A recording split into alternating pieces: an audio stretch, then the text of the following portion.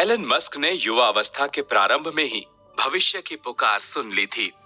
ये बिल्कुल भी असामान्य नहीं है और मैं आपको ये मनन करने के लिए प्रोत्साहित करना चाहूंगा जो आपने अपने भविष्य में करने के बारे में तब सोचा या महसूस किया था जब आप 12 और 15 वर्ष के बीच की आयु के थे।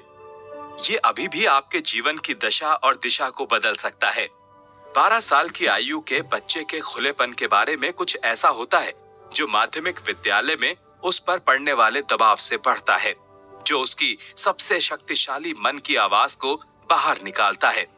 मस्क को सामान्य तौर पर यह महसूस हुआ कि उन्हें वो चीजें करनी चाहिए जो मायने रखती हैं, और जो चीज सबसे अधिक मायने रखती थी वो दुनिया को एक और डार्क एज में प्रवेश करने से रोक रही थी।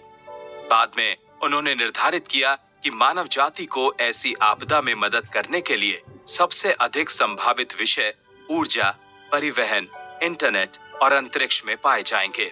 मेरे अब तक के सभी शोधों के दौरान मुझे मस्क द्वारा 18 से 31 के बीच चुने गए विकल्पों के लिए उनकी विशिष्ट प्रेरणाओं के बारे में कोई सार्वजनिक बयान नहीं मिलता। हालांकि ये अधिक व्यावहारिक और उनकी अंतिम दृष्टि से असंबंधित लगते हैं। वे जिन स्कूलों में गए, उन्होंने जो काम किए और प्रारंभिक इंटरनेट कंपनियां Zip2 और X.com एक ऐसे युवा उद्यमी के व्यावहारिक निर्णयों की तरह लगते हैं जिन्होंने इंटरनेट को एक विशाल संभावित अवसर के रूप में देखा। निश्चित रूप से 31 की उम्र में मस्क एक ऐसी स्थिति में थे जहां वे लगभग हर वो काम करने की स्थिति में थे जो वो करना चाहते थे।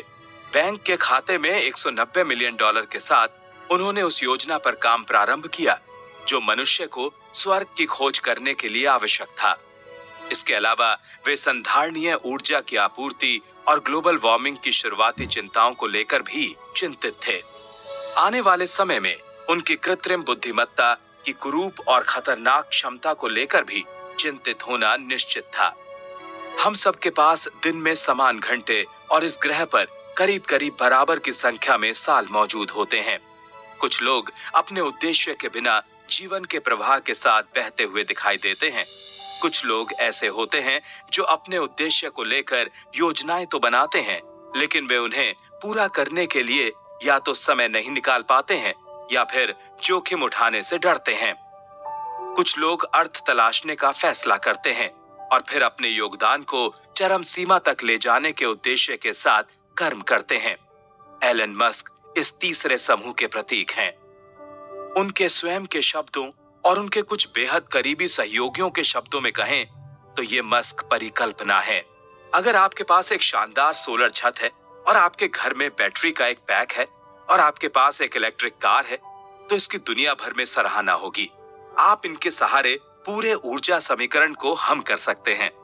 एलन मस्क, 28 अक्टूबर 2016। वो बदमाश हैं, उनके पास कुछ बेहद दिखावटी दृष्टिकोण है। मानव जाति को एक बहुग्रहीय प्रजाति बनाना और जीवाश्म ईंधन पर मानवता की निर्भरता को खत्म करना, और इस दिशा में वे अत्यधिक ऊर्जा, समय और संसाधनों को खपा रहे हैं। एलन बेहद बुद्धिमान है। वे लगभग कभी खत्म न होने वाली ऊर्जा से भरपूर हैं और उनके भीतर और आगे बढ़ने की अविश्वसनीय भूख है। वो वास्तव में बदमाश हैं क्योंकि वो सोचने और करने के सामान्य चैनलों से इतर ऐसा करते हैं। वे हम में से कईयों की तरह जो उनके कारनामों के विभिन्न हिस्सों के दौरान उनके साथी रहे हैं, ने उनके जीवन के एक बिंदु पर ऐसा महसूस किया कि एक वास्तविक परिवर्तन प्रणाली के भीतर से नहीं हो सकता, बल्कि इसे प्रणाली के बाहर से होना चाहिए। हम में से कुछ तो ये भी मानते हैं कि बड़ी आर्थिक प्रणाली और समाज वास्तव में उन्नति में बाधा डालते हैं और आपको वास्तव में चीजों को बेहतर करने के लिए उनके बाहर रहना पड़ता है। हम में से जिन लोगों ने एलन को स्पेसएक्स शुरू करने में मदद की थी, सबने किसी न किसी मौके पर खुद को कॉर्पोरेट अमेरिका से अलग थलग कर लिया था।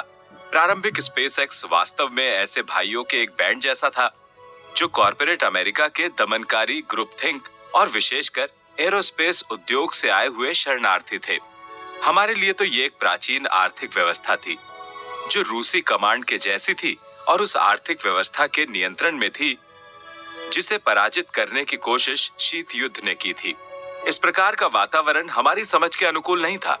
वो मानवता को आगे बढ़ाने के लिए क्या आवश्यक है या फिर यहाँ तक कि उन कामों को करना जिनके पूरा होने पर नतीजे के रूप में संतुष्टि की भावना प्राप्त हुई। वे जिन्हें हमने प्रणाली में छोड़ दिया था, उन्होंने निर्णायक रूप से हमें बदमाश इंजीनियर के रूप में संदर्भित किया। हमने उन शब्दों जिनका इजाद हमारा अपमान करने के लिए किया गया था, को सम्मान के प्रतीक के रूप में अपनाया। एलन इस समूह का सबसे बड़ा और सबसे नामी सदस्य है, और जहां तक मैं आपको बता सकता हूं, इसके बाहर पैदा हुआ था।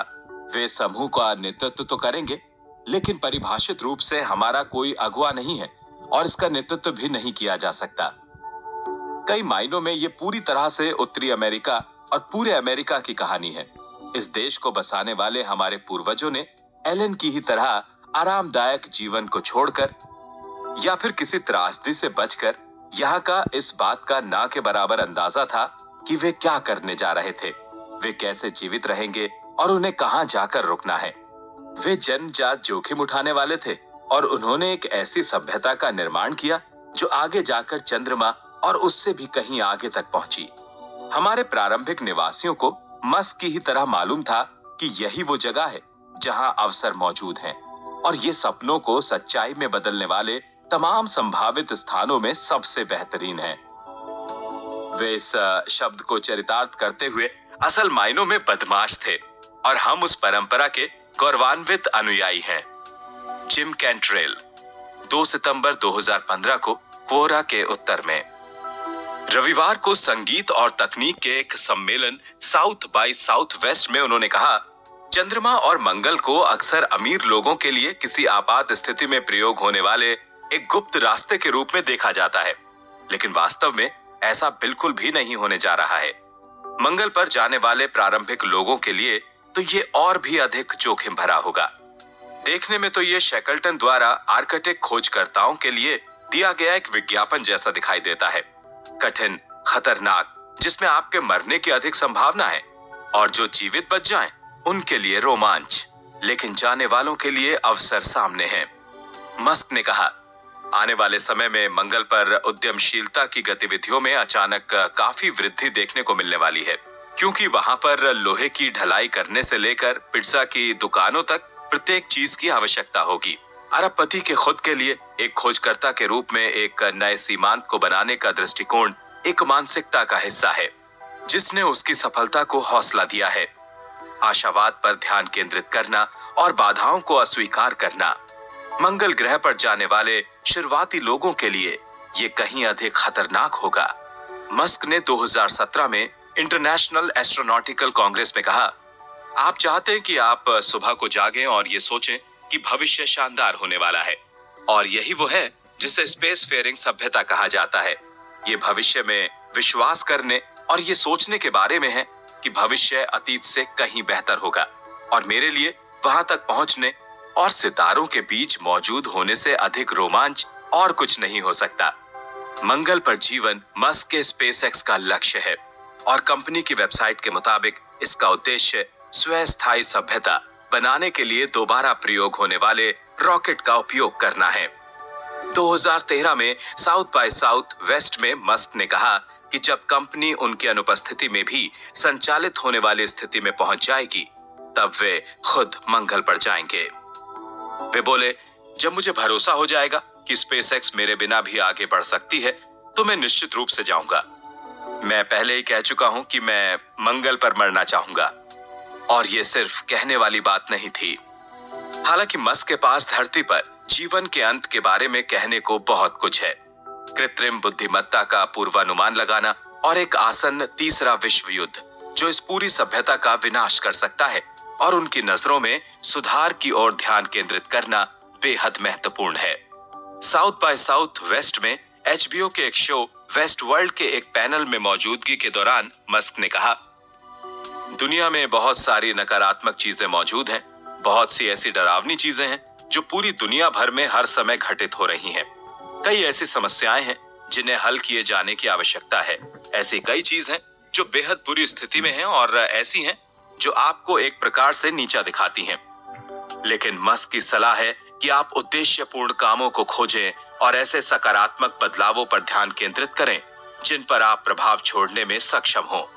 वे कहते हैं, जीवन एक के बाद एक सामने आने वाली परेशानियों को हल करने में नहीं बीत सकता, और सिर्फ यही एक चीज नहीं हो सकती।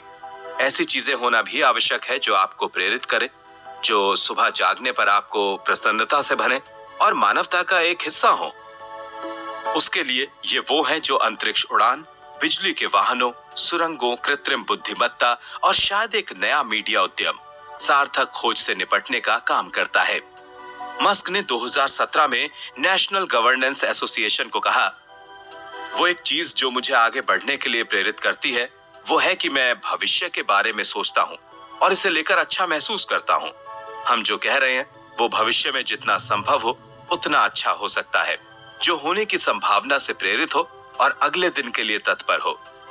वो चीज जो मुझे आगे बढ़ने की प्रेरणा देती है वो ये पता लगाना है कि ये कैसे निश्चित किया जाए कि चीजें बढ़िया हो। एलन मस्क सफल होने की अपनी प्रेरणा के बारे में बताते हैं, ऐसी चीजें होनी जरूरी हैं जो आपको प्रेरित करती हों। अली मोंटाग द्वारा।